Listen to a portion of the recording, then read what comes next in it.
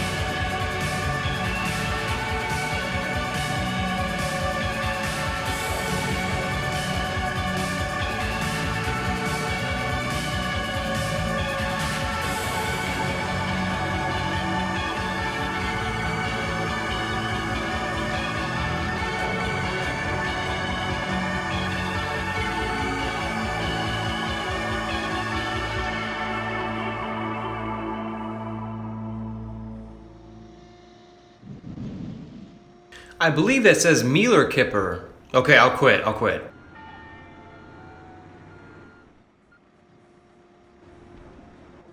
Now we've leveled out the soil.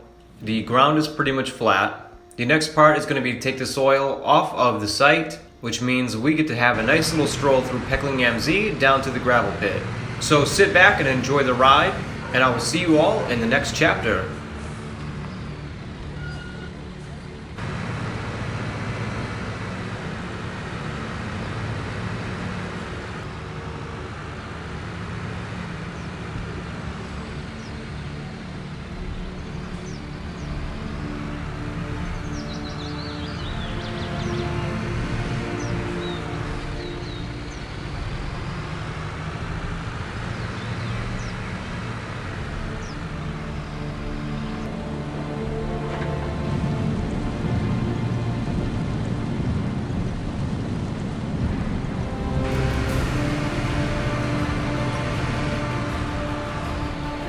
Chapter 3, let's roll these rocks.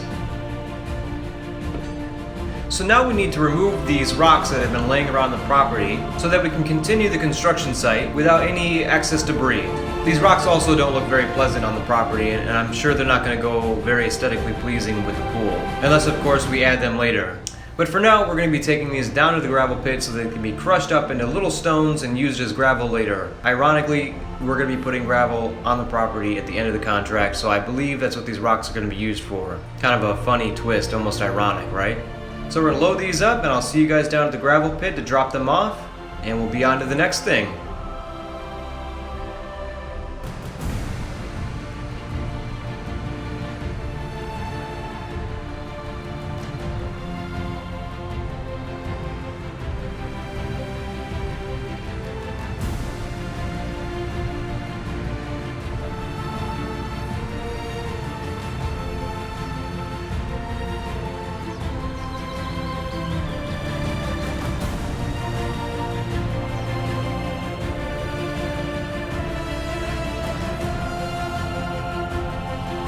Now this might be your first time into the tutorial area or the back of the gravel plant, and let me tell you, it's an epic place to go for a ride. I quite want to take some of my vehicles for a spin through here, but for now we're going to stick with the contract. This is a great place to practice, and it's also very important for you to learn how to look around the interior while you're driving. And it's going to be very important inside this area only because of such sharp turns and steep inclines and declines. So let's drop these rocks off and keep on trucking.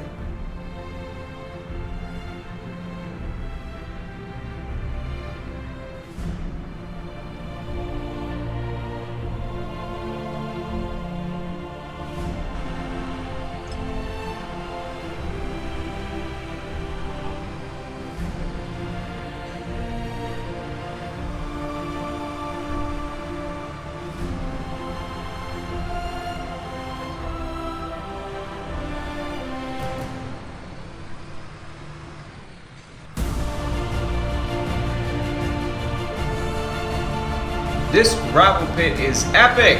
It's just a shame that you can't drive your wheel loader down here and actually scoop up the soil or sand or gravel that you need from the actual piles like we used to be able to do in CS 2014. But I digress. It's still an amazing place to take your vehicles for a spin to test them out, and the current soil system, gravel system, the sand system works just fine. I think it's much easier, less messy, and a little more efficient. But still, that gravel pit is awesome. Okay, back to the game. Back to seriousness now. We're off to the materials trader. We need to pick up the materials for the job site. Remember, I tell you to pick up everything you need straight away and bring it to the job site. Set it down, put it aside, whatever you gotta do. In this case, we're pretty lucky. We just need 2 lumber boards. And I'm trying to show off by loading the lumber boards without actually looking at them.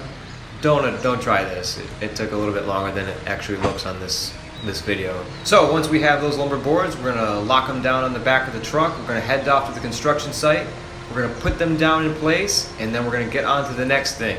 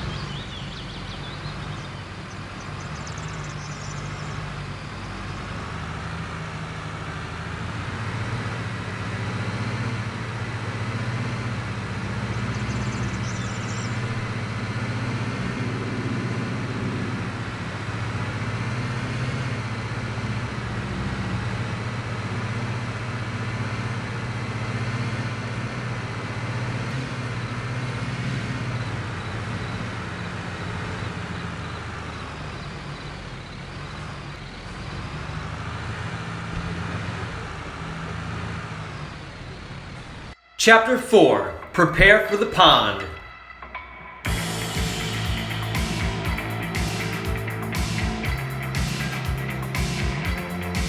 So we're going to set our lumber boards aside for now, since we're going to need the back of the flatbed truck to put the excess soil. But we don't want the boards in the way of the tasks completing, so we're going to set them aside far away from any contract points, and we'll come back to them later. Once we finish putting these lumber boards down aside, we're going to be backing into the spot where we need to be excavating for the pipes for the pond. And once we set up the water pipes, we'll be digging out the pond itself.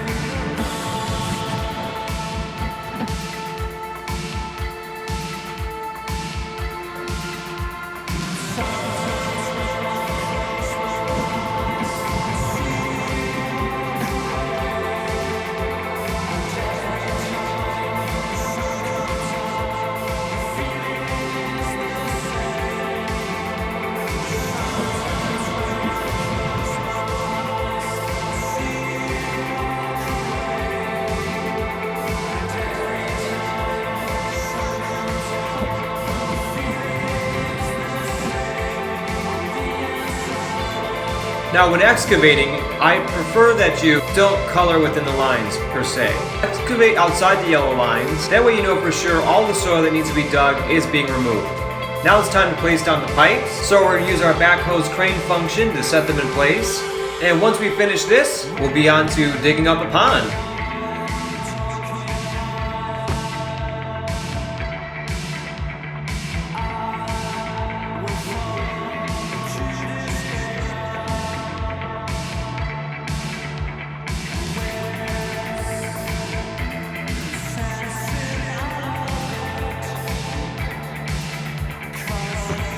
Chapter 5. Bring in the backup. So now we're going to be renting the Levier A918 wheeled excavator to begin digging out the pond needed for this contract. And I could easily dump the excess soil into the back of the Mueller-Kipler dump truck, the MAN TGX. But I want to have a little bit of fun with this contract. We're going to bust out another machine to use. That machine is actually going to pick up the excess soil and dump it into the back of the TGX dump truck. Now you don't have to rent this vehicle. You can use the backhoe function, but you can see noticeably the difference between the excavator's bucket and the backhoe's bucket. You're going to have a lot more soil to be removed much faster. And it's a lot of fun to try different machines for the contracts. Don't just buy a machine. Go ahead and rent it first, give it a spin, and then decide whether or not you want to buy it.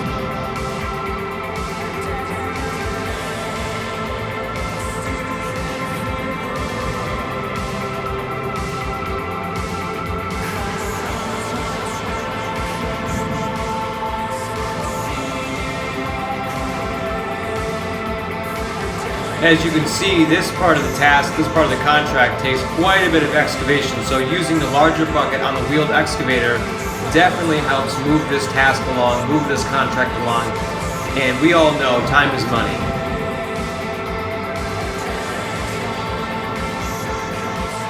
Chapter 6, Compact Bobcat. So now we're going to be using the compact bobcat to scoop up that excess soil that we just dropped on the side here. And this is a fun machine that we've all wanted since CS2. But let me warn you now, this machine is very maneuverable. The steering can be a little sensitive. It responds very quickly. And I would recommend using this for small landscaping jobs, not so much for big contracts. And even though you can use it to load soil into the back of the dump trucks, it can be a little tough. But still, if you're a bobcat lover like I am, of course you're going to rent it or purchase one yourself and use it from time to time on the contract.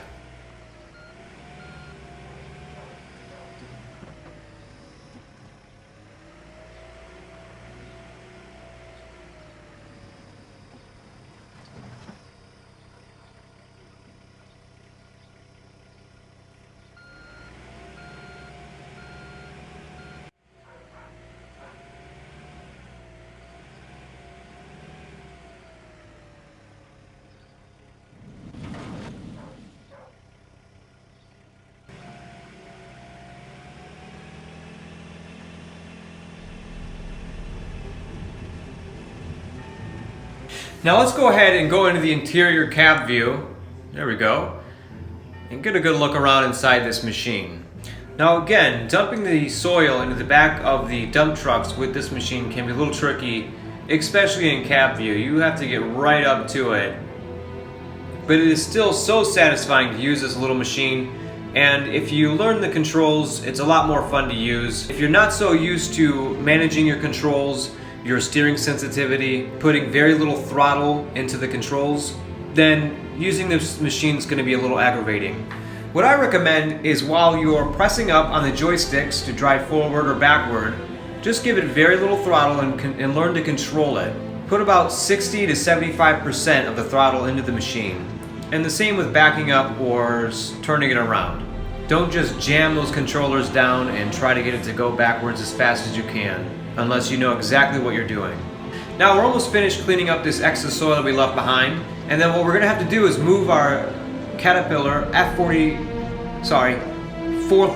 F2 out from behind that area because we're going to be putting a pond there pretty soon, and I don't want my machines trapped on the job site. And if we notice the icon that appears after we dump the spoil into the back of the dump truck, we can tell how full the dump truck actually is. So we may have to take the dump truck back to the gravel pit and relieve it of this excess soil so that we can continue on with the next part of the excavation of this contract.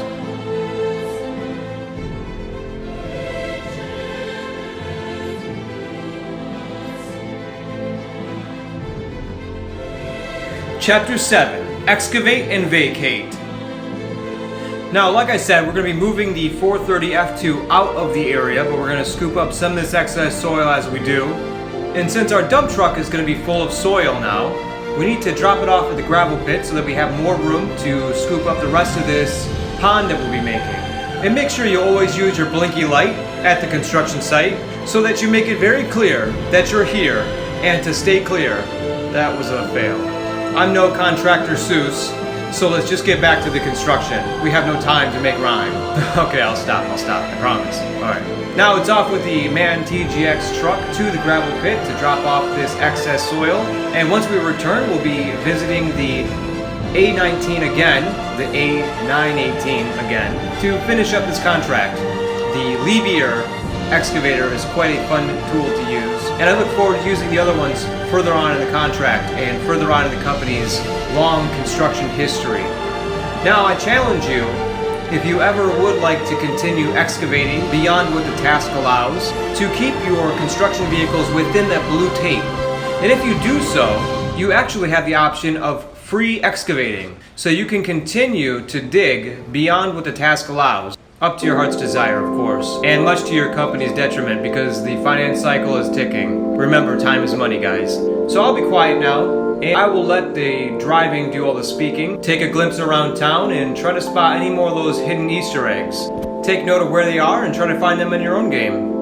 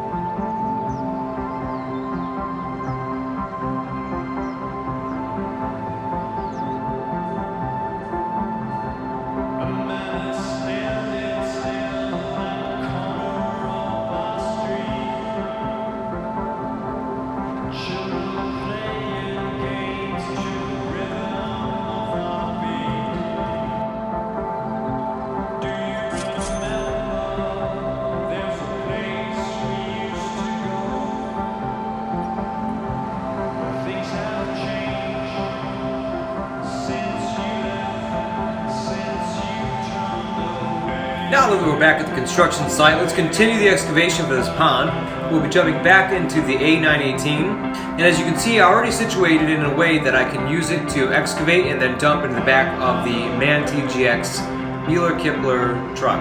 Now, if you're using the 936, this excavation task is a little bit easier. And if you decide to go the cheapest route and not use any vehicles at all and just stick with the Cat 430 F2, then this excavation is going to take you a lot longer. But then again, it's already almost finished. Just a few scoops from this big bucket and it's all done. We should have this contract ready by tomorrow, as long as we work well into the night. And you don't have to unload the soil into the back of the MAN truck. You can use the 430 F2 and just dump it to the side, or the smaller excavator from Bobcat, or in my case, the wheeled excavators. And the L936 would not be, I'm sorry, the R936 would not be overkill for this task. Chapter 8, Building Bridges.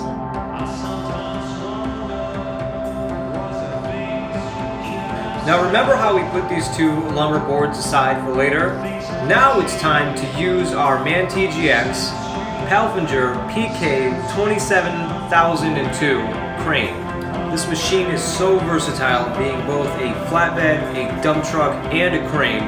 You really could do most of the contracts with just these two machines alone. So we're going to grab the two lumber boards, we're going to set them down in the spot that's designated for them, and the carpenters are going to build us a bridge. Once that's finished, we're going to set the bridge in place and get ready for the next part of this contract.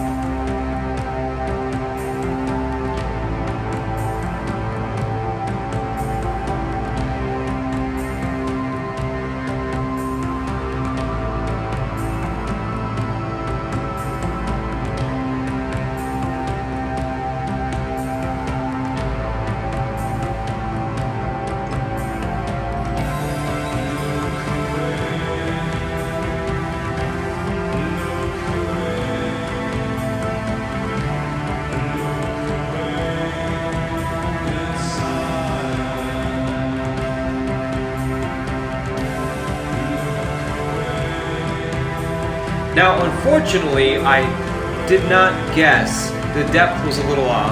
My range finding was off. My perception was a little off. The crane's reach is a little off. We had to set the bridge down, and then of course switch to the 430 F2, because you know I love using the crane function on those excavators to set the bridge in place. So we'll just put it down here and act like I meant to do that in the first place.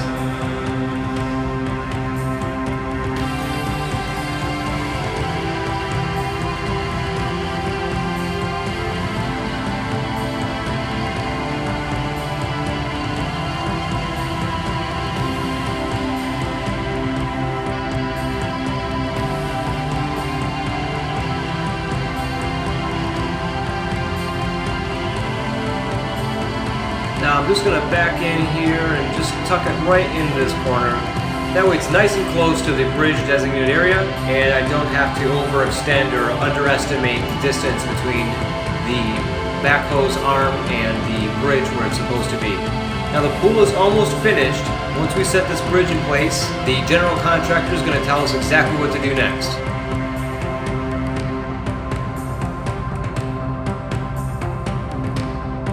Chapter 9, drop the soil, grab the gravel.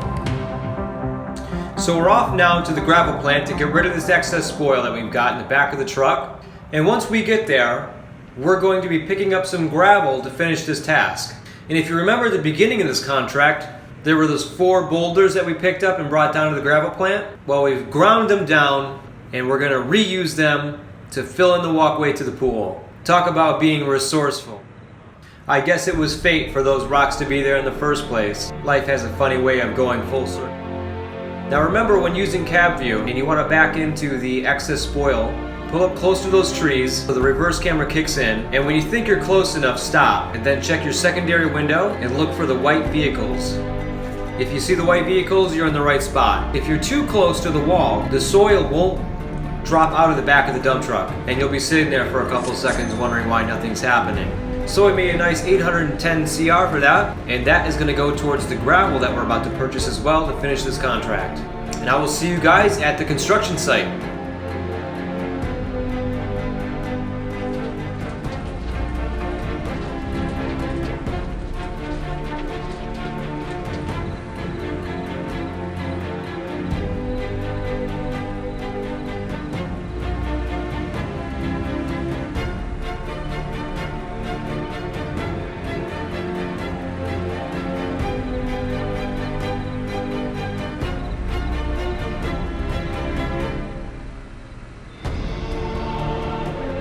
So here we are. The contractors were nice enough to put cones up to direct us into where to put the gravel, but I'm no rookie. And we're going to offload this gravel into the designated area marked by the yellow tape and slowly drive forward to level out this gravel. Sometimes you can pour it down in one spot like I did in episode 1 and just use the backhoe to level it out. But in this case that won't be necessary. And there we go. What a beautiful, beautiful property.